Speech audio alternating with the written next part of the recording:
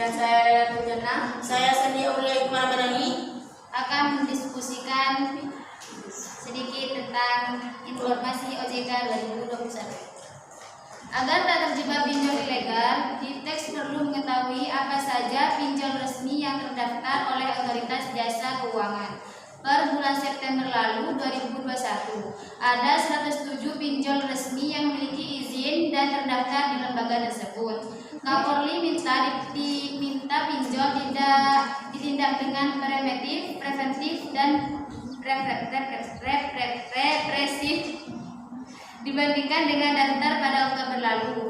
Jumlah ini sebetulnya mengalami penurunan dari yang semula 116 pinjol terdaftar dan memiliki izin OJK. Sekarang ini OJK mencatat ada 85 pinjol yang berizin dan 22 yang terdaftar. Demikian dilansir dari CNBC Indonesia. Pada periode kali ini OJK mencabut izin terdaftar 7 pinjol. Pencabutan dikarenakan ketidakmampuan pinjol-pinjol tersebut meneruskan kegiatan perusahaannya. Pinjol yang dicabut izinnya adalah PT Berkah Fintech Syariah, PT Pundiku Mitra Sejahtera, PT Serba Digital Teknologi, PT Solusi Bijak Indonesia, PT Prima Fintech Indonesia, PT Oke Pitop Indonesia, dan PT BBX Digital Teknologi. Kantor Otoritas Jasa Keuangan Tegal, Jawa Tengah telah menerima 62 aduan terkait pinjaman online ilegal. Pengaduan masyarakat itu diterima selama periode Januari sampai September 2021. Pengaduan mengenai pinjol ilegal itu selama periode bulan Januari hingga September 2021 sebanyak 62 pengaduan, kata Kepala OJK Tegal Ludia Arianto. Saya alihkan kepada Anis. Kantor Otoritas Jasa Keuangan OJK Tegal, Jawa Tengah telah menerima 62 aduan terkait pinjaman online. Pengaduan masyarakat itu diterima selama periode Januari sampai September 2021. Pengaduan mengenai pinjol ilegal itu selama periode bulan Januari sehingga September 2021 yang lalu. Belum lama ini Otoritas Jasa Keuangan OJK telah memberikan izin atau tanda pendaftaran untuk puluhan layanan fintech, lending atau pinjaman online alias pinjol. Dengan adanya izin dari OJK ini dapat dikatakan bahwa layanan fintech lending sudah termasuk dalam pinjol resmi. Dikutip dari laman resmi OJK, disebutkan saat ini ada 116 penyelenggara fintech lending yang sudah terdaftar dan berizin di OJK. Ada 9 penambahan penyelenggara fintech lending berizin sehingga jumlah penyelenggara fintech lending berizin menjadi 77 penyelenggara. Berikut adalah 9 pinjol resmi yang baru dapat diizinkan OJK. Yang pertama, PT Tanifun Madani Indonesia, dan yang kedua PT Ringan Teknologi Indonesia, dan yang ketiga PT Geraha Dana Bersama, yang keempat PT Geraha Dana Teknoruci Indonesia, yang kelima PT Inclusive Finance Group, yang keenam PT IKI Karunia Indonesia, yang ketujuh PT Bursa Akselerasi Indonesia, yang ke-8 PT Agro Resources Indonesia, dan yang 9 PT Adiwisista Finansial Teknologi. Yang perlu diperhatikan juga ada pembatalan tanda bukti terdaftar fintech lending untuk 5 pinjol berikut ini. 1. PT Satrio Jaya Persada, 2. PT Teknologi Indonesia Sentosa, yang ketiga PT PAM Finansial Teknologi, dan yang keempat PT Gogo Digital Teknologi, dan yang kelima PT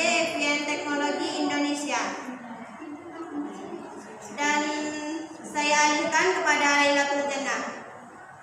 Pembatalan itu diberikan lantaran 5 pinjol tersebut tidak mampu meneruskan kegiatan operasional. Terakhir, OJK mengimbau masyarakat untuk selalu menggunakan jasa penyelenggaraan vintage lending yang sudah terdaftar atau berizin dari OJK. Perlu diingat bahwa OJK selalu mengimbau masyarakat untuk selalu menggunakan jasa penyelenggaraan vintage lending yang sudah terdaftar atau berizin dari OJK, sebab hanya saat ini marak terdapat pinjol gandungan alias bodong. Hubungi kontak OJK 157 melalui nomor telepon 157 atau layanan WhatsApp 081 157 157 157 untuk mengecek status izin penawaran produk jasa keuangan yang diterima.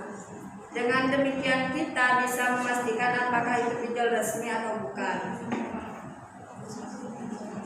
Perusahaan pinjaman online pinjol ilegal di Sleman hanya mendaftarkan satu aplikasi secara legal ke Otoritas Jasa Keuangan OJK.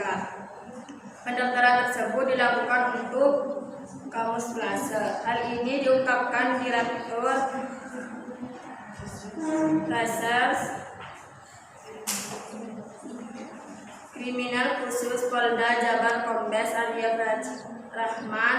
Satu aplikasi yang didaftarkan oleh perusahaan PT TII ke OJK tersebut bernama ONEHOP. PT ini mendaftarkan satu aplikasi pinjol terdaftar di OJK. Ini untuk mengelabui petugas hanya sebagai resepsi, ucap Arya di Mapolda Jabar Jalan Soekarno-Hatta.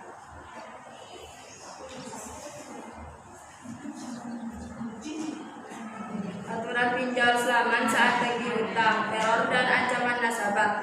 Namun kata Arya, dalam pernyataan PT tersebut justru memiliki aplikasi lain yang dilaksanakan. Total ada 23 aplikasi legal atau yang tidak terdaftar dijalankan perusahaan itu.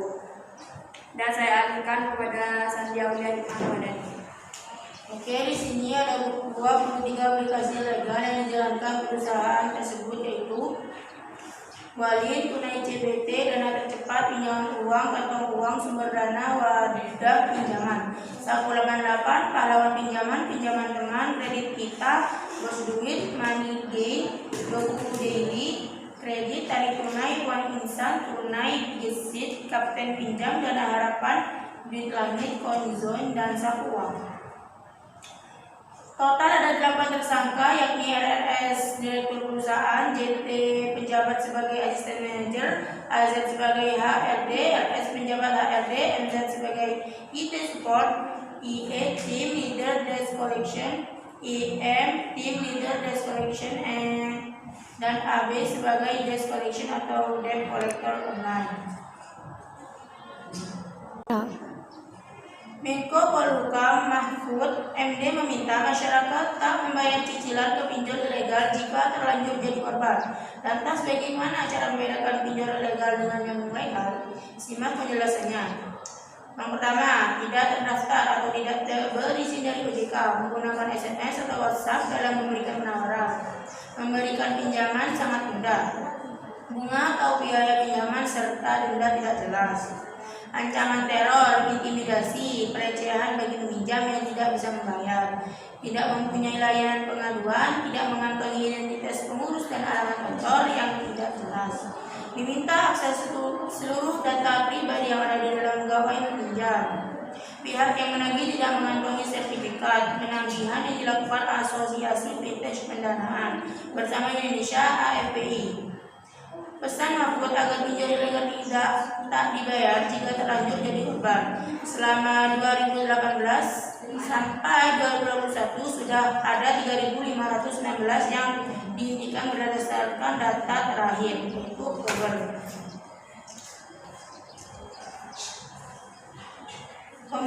Komunikasi pribadi, yaitu memberikan pinjaman akan diseleksi terlebih dahulu, bunga atau biaya pinjaman transparan, peminjaman yang tidak dapat membayar setelah batas waktu 90 hari akan masuk ke daftar hitam atau blacklist.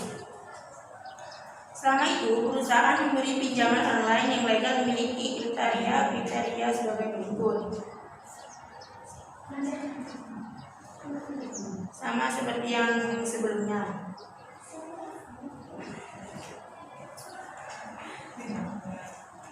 Oke, cukup sekian presentasi dari kami. Kurang lebihnya mohon maaf.